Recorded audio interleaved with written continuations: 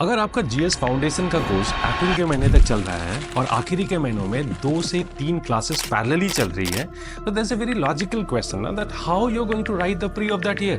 Most foundation program mainly focus prelims examination. Rather, good foundation program should focus both prelims and mains examination in the form of coverage of the static, dynamic and applied part. We finish the course at least 100 days before the pre of that year. आज आपको ये भी याद रखना है कि जो फैंटास्मागोरिया जो सोशल मीडिया का मायाजाल है उससे भी आपको बचना है ताकि आपका प्रिपरेशन सही दिशा में चल सके। Let's do a foundation that works for you.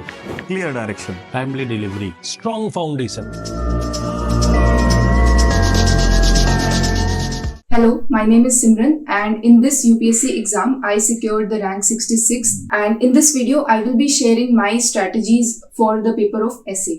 ऐसे में मैंने 128 स्कोर किया है and I will be telling you what all things that I did correctly to get this score. Along with that I will be highlighting how your optional can help you in attempting the essay paper. मेरे साथ एक problem होती थी ऐसे में कि मुझे quotes बहुत ज्यादा याद नहीं हो पाती थी। मैं फंबल मिक्स कर देती थी कोट्स को या फिर उनको करेक्टली लिख नहीं पाती थी जैसे वो कोट दी गई है।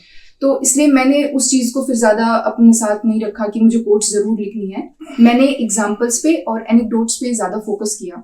मेरा ऑप्शन था हिस्ट्री, तो हिस्ट्री से मुझे बहुत सारे ऐसे एग्जाम्पल्स मिल जाते थे जो मैं ऐसे में हाईलाइट कर सकती हूँ।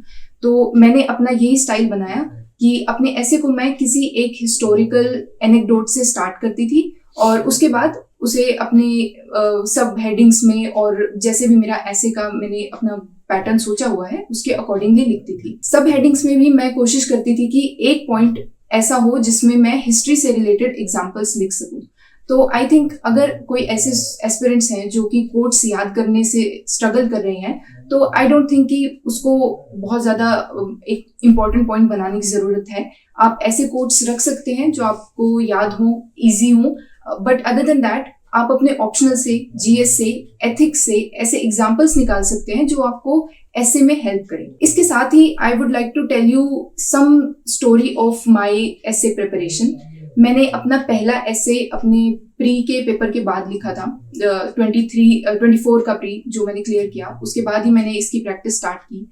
पहला ऐसे मेरा इस टाइप का था कि उसमें मैंने इतने एग्जाम्पल्स लिख दिए थे कि it was more of a collection of examples rather than an essay which is argumentative, which is what UPSC needs. First essay में मैंने जब ये किया तो मुझे फीडबैक मिला कि आपने बहुत ज्यादा एग्जाम्पल्स लिखे हैं, इसमें आर्ग्यूमेंट्स नहीं है। तो धीरे धीरे प्रैक्टिस के साथ मुझे समझ आया कि arguments are of utmost importance rather than examples. So मैं अपना ऐसे किसी एक स्टोरी से या किसी एक एनेक्डोट से जो कि मोस्टली अपने ऑप्शनल से या फिर किसी करंट अफेयर की घटना से होता था उससे स्टार्ट करती थी। उसके बाद I used to explain it in one paragraph of how I am connecting this story with the theme of the essay and after that one paragraph of what all I am going to write in my essay. मेरा mostly एक ही pattern रहता था of what, why, how. What is the topic? How am I going to explain it? Why this topic is important? तो इसी what, why, how के under मैं अपना ऐसे सब हेडिंग्स में डिवाइड करती थी। I would take example of what I wrote in the main exam. Main exam में मैंने एक ऐसे लिखा था, The doubter is the true man of science. इसमें मैंने स्टार्ट किया था मिडिल एजेस के एग्जाम्पल से। मिडिल एजेस में जब साइंस को सप्रेस कर रहे थे but there were also people like Galileo and Kepler who were experimenting. So यहाँ से मैंने स्टार्ट किया, फिर मैंने उसे एक्सप्लेन किया how it is related to the theme and then how am I going to proceed. So उसमें मैंने लिखा था कि कैसे जो डाउट करते हैं वो साइंस के साथ जुड़े होते हैं, उसे एक्सप्लेन किया। उसके बाद मैंने एक्सप्लेन किया कि ऐसी क्वालिटीज हम कैसे इनकलकेट कर सकते हैं and also I give one counter that if you doubt unnecessarily then you can become a person who is not trustworthy or a person who is not certain with their decisions. So that is how I designed my essay. Other essay that I wrote was on power. The theme was around that if you want to test a man's integrity then you should give him power. So this was essay one essay which was given in previous mocks as well.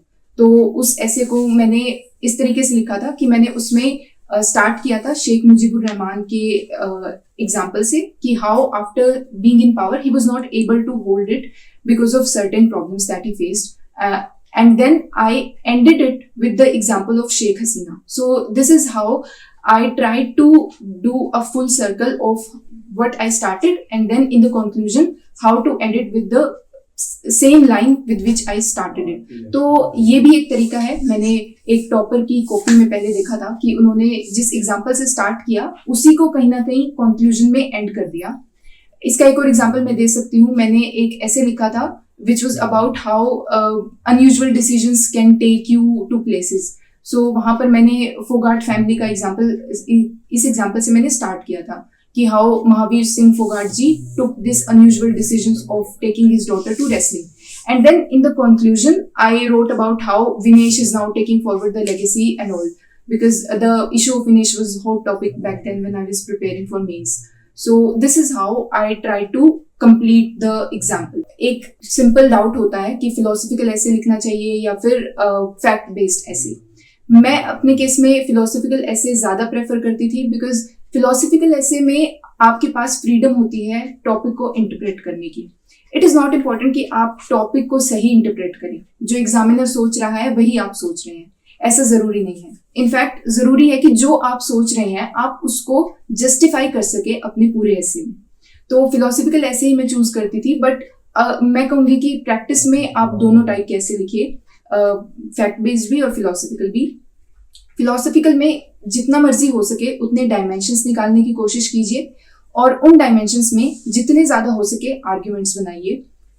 जब भी ऐसे के लिए brainstorming भी करी जाती है तो उसमें भी एग्जाम्पल्स से ज्यादा इंपॉर्टेंस आर्ग्यूमेंट्स को दीजिए. जब आप आर्ग्यूमेंट्स एक जगह पर नोट डाउन कर लें तो उनसे रेलेवेंट एग्जाम्पल्स आप डिराइव कर सकते हैं, या फिर अगर आपके दिमाग में एग्जाम्पल्स पहले आ रहे हैं तो उस एग्जाम्पल को एक आर्ग्यूमेंट की फॉर्म पहले दीजिए. इससे क्या होगा कि यूपीएससी को एक आर्ग्यूमेंट पहले दिखना चाहिए, यूपीएससी एग्जामिनर को, और उसके साथ एक short example to explain that argument instead of giving a long example जिसमें कि आपका argument कहीं छुप जाता है. इसके बाद मैं अपने ऐसे को सब हेडिंग्स में डिवाइड करती थी. उन सब हेडिंग्स में मैं यूजुअली कोई idiom यूज करती थी to make it short, crisp and understandable of what I'm going to write in this particular section. सब हेडिंग्स आप नॉन ईडियम बेस्ड सब हेडिंग्स भी लिख सकते हैं, बट आई वुड रिकमेंड कि ईडियम्स यूज करे जा सकते हैं. बिना इसके थोड़ी डिस्क्रिप्टिव सब हेडिंग्स बन जाती हैं जो कि इतनी अपीलिंग नहीं होती. तो सब हेडिंग्स यूजुअली 1 और 2 लाइन एट मैक्स होनी चाहिए. उसके बाद जब आप अपना एक सब हेडिंग का पोर्शन लिखकर अगर नेक्स्ट पर जंप कर रहे हैं तो उससे पहले भी एक कनेक्टिंग आर्ग्यूमेंट, एक कनेक्टिंग लाइन होनी चाहिए जो कि आपको नेक्स्ट पोर्शन तक ले जा रही हो. एंड देन फाइनली एक काउंटर का जो पार्ट है वो मैं हर ऐसे में जरूर लिखती थी. इनफैक्ट मैं आंसर राइटिंग में भी कहीं ना कहीं छोटा सा काउंटर डालती थी और उसके बाद कंक्लूड. ऐसे में मैंने एक सोर्स को पर्टिकुलरली रेफर किया था which was next IAS book essay essentials. उसमें काफी सारे इडियम्स, काफी सारे एग्जांपल्स और बहुत ज्यादा ब्रेनस्टॉर्मिंग दी गई है. उसको पूरा याद करने की जरूरत नहीं है. उसमें से आप अपनी मर्जी के रेलेवेंट एग्जांपल्स निकाल सकते हैं. Other than that I refer to Chaman ma'am's guidance who teaches in next IAS, क्योंकि मेरी टेस्ट सीरीज नेक्स्ट आईएएस से एफिलिएटेड थी. तो जो भी वहाँ से फीडबैक मिल रहा था मैं उसी पे रिलाई कर रही थी.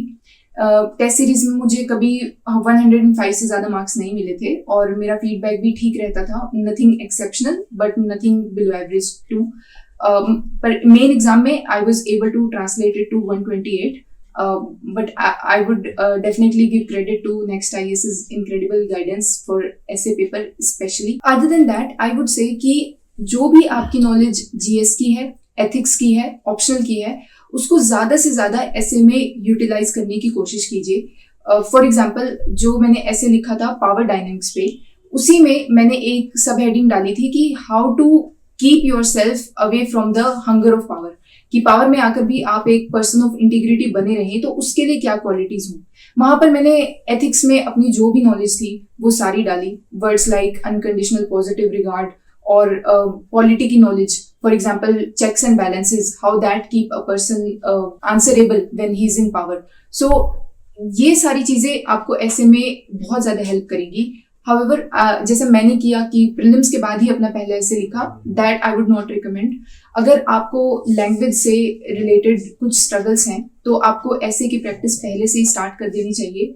इन my case I was lucky enough to have a good command over language, तो इससे मुझे ऐसे लिखने में उतनी डिफिकल्टी नहीं आई.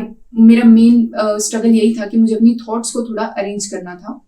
Apart from that, for those जिन्होंने काफ़ी ज़्यादा प्रैक्टिस कर ली है और उनको लगता है कि ऐसे राइटिंग के मॉक देने में या फिर रोज ऐसे राइटिंग करना थोड़ा डिफिकल्ट होगा, उनके लिए मैं एक सजेशन दे सकती हूँ जो मैं भी करती थी. In the last days of mains preparation, what I used to do was कि PYQ से कोई एक टॉपिक लिया और उस पर सिर्फ ब्रेनस्टॉर्मिंग की फॉर अबाउट 15 to 20 मिनट्स. उसमें मैं सारे मेन आर्ग्यूमेंट्स लिखती थी और साथ में ही उसके examples, instead of writing a full fledged essay because it takes too much of time. So that was my major strategy for essay paper. Thank you so much. If you find it useful, you can share it.